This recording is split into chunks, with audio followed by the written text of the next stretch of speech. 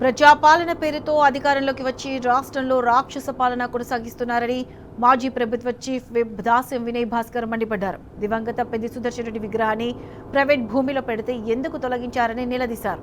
ఉద్యమకారులతో పెట్టుకున్న వాళ్ళంతా పుట్టగతులు లేకుండా పోయారని, రేవంత్ ప్రభుత్వానికి అదే గతి పడుతుందని అన్నారు.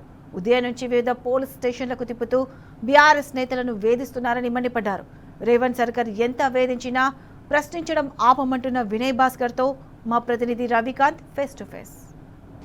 నర్సంపేటలో దివంగత నేత మాజీ ఎమ్మెల్యే పెద్ది సుదర్శన్ రెడ్డి విగ్రహ తొలగింపు తర్వాత ఒక ఉద్రిక్తమైనటువంటి వాతావరణం అయితే ఉమ్మడి వరంగల్ జిల్లా వ్యాప్తంగా కొనసాగుతుంది. ఉదయం నుంచి ఎక్కడికక్కడ అరెస్టులు కొనసాగాయి, హౌస్ అరెస్టులు జరిగినటువంటి పరిస్థితి. ప్రస్తుతం మనం కాజీపేట ఏసీపీ ఆఫీస్ పరిధిలో ఉన్నాము. ఇక్కడికి ప్రభుత్వం మాజీ చీఫ్ విప్ దాస్యం వినయ్ భాస్కర్ గారితో పాటు బీఆర్ఎస్ శ్రేణులను అరెస్ట్ చేసి కాజీపేట ఏసీపీ ఆఫీస్కు, మొదటగా కాకతీయ యూనివర్సిటీ పోలీస్ స్టేషన్కు, అక్కడి నుంచి కాజీపేట ఏసీపీ ఆఫీస్కు తీసుకొచ్చినటువంటి పరిస్థితి. సరే, వాళ్ళ నిర్బంధం పట్ల పెద్ది సుదర్శన్ రెడ్డి గారి విగ్రహ తొలగింపు, ఒక పక్క ఆయన అంత్యక్రియలను అధికారిక లాంఛనాలతో నిర్వహించామని చెప్పారు. ఆయన విగ్రహాన్ని తొలగించే అవమానకరమైనటువంటి దృశ్యం కూడా ఇవాళ కనిపించింది. ఎట్లా చూస్తున్నారు సార్ ఇదంతా? ఇప్పుడు నన్ను మొదటగా తీసుకొచ్చినటువంటి బూత్ బంగ్లా, అక్కడ అన్నలను ఇంట్రాగేట్ చేసేది.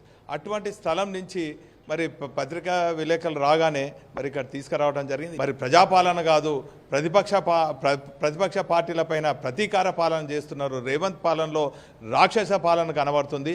ఏదేమైనప్పటికీ కూడా ఇంతకన్నా పెద్ద ఎత్తున మా పైన మరి నిర్బంధం కొనసాగించినా కూడా ఖచ్చితంగా చెప్తున్న కాంగ్రెస్ నాయకులారా, ఖబర్దార్.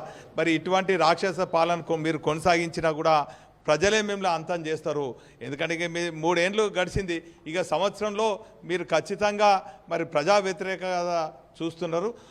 ఒక నికార్సమైనటువంటి ఉద్యమకారుడు తన జీవితాంతము తెలంగాణ రాష్ట్ర సాధన కోసం కాకుండా ఉద్యమకారుల కోసం పనిచేసి ఒక ప్రజాప్రతినిధి అయినాక తను నమ్ముకున్నటువంటి ప్రజల సంక్షేమం కోసం ఒక మెడికల్ కాలేజ్ తీసుకొచ్చి ఒక సంక్షేమ పథకాలు ఫలాలన్నిటి కూడా ఇంటింట అందించినటువంటి ఒక ఉద్యమకారుడు మరి చనిపోతే మరి ప్రజలందరూ కూడా వారి జ్ఞాపకార్థం కోసం విగ్రహం పెట్టుకుంటే రాత్రి దొంగల్లాగా దొంగల్లాగా తన విగ్రహాన్ని మరి ఈరోజు మరి ధ్వంసం చేసేదాన్ని తెలంగాణ వాదులు, ఉద్యమకారులు, ప్రజాస్వామ్యవాదులు అందరూ కూడా తీవ్రంగా ఖండిస్తున్నారు. అతి త్వరలో ఉద్యమకారుల మరి ఖచ్చితంగా సమావేశం నిర్వహిస్తాం, మా తదుపరి కార్యక్రమం చేస్తాం.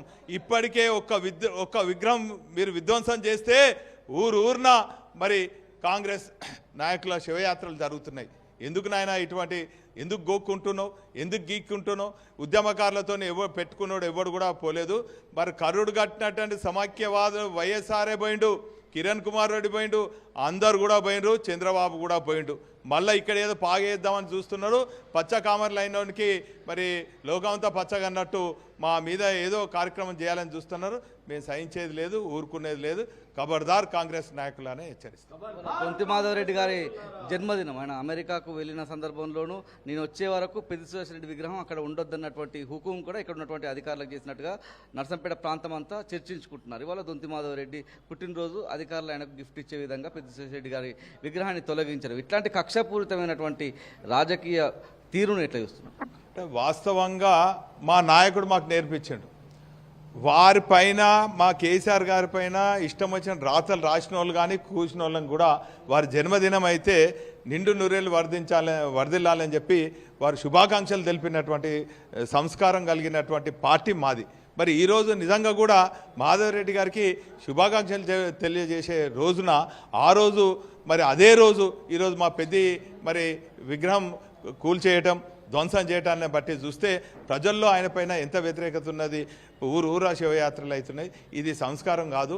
ఇప్పటికైనా కూడా ఖచ్చితంగా ఈ ప్రభుత్వం మరి అధికారికంగా మా పెద్ది గారి ఒక ఉద్యమకారునికి కనుక మరి ఒక పెద్ది సుదర్శన్ రెడ్డి గారి విగ్రహం ధ్వంసం చేయలేదు, లక్షలాది తెలంగాణ ఉద్యమకారుల విధ్వంసం జరిగిందని ఉద్యమకారులు భావిస్తున్నారు. కాబట్టి ఏదేమైనప్పుడు కూడా ఈ రాక్షస పాలనకు వ్యతిరేకంగా ప్రజా ఉద్యమం మేము చేపడతాం.